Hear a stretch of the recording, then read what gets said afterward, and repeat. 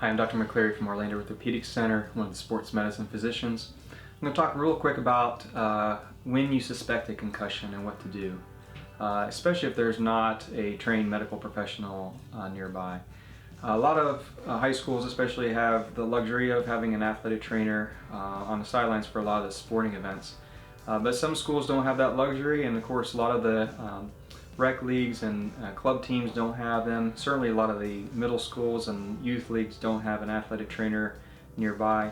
So if you're in that situation where there's not an athletic trainer or some other medical professional nearby, if something happens to an athlete that is suspicious for a concussion, and that could be something as simple as somebody had a hard fall or a hard collision, maybe felt a little bit of a headache, maybe felt a little dizzy or dazed, even if just for a handful of seconds or a minute or two, those should always arouse some suspicions. The difficulty is you're never going to really know what's happened until a little later on. One of the difficulties with concussions is that they may just feel some very temporary symptoms that last a few seconds or a few minutes, and then they seem fine.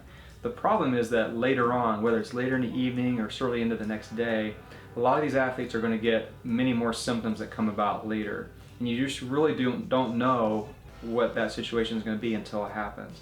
So in general, whenever there's some type of an injury, certainly when there's any kind of a hard injury, hard collision, hard fall, followed by some kind of symptoms, even if they're very temporary, the safest thing is always to pull them out and ask questions later, because you just don't know what the full extent of injury was, and you don't know how severe it may become later on.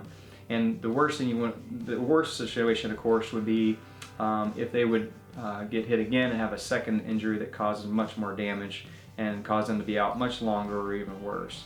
So when in doubt, we always say when in doubt, pull them out and ask questions later. It's always better to miss the second half of a game and be fine, as opposed to pushing it too far and causing some serious injury down the road.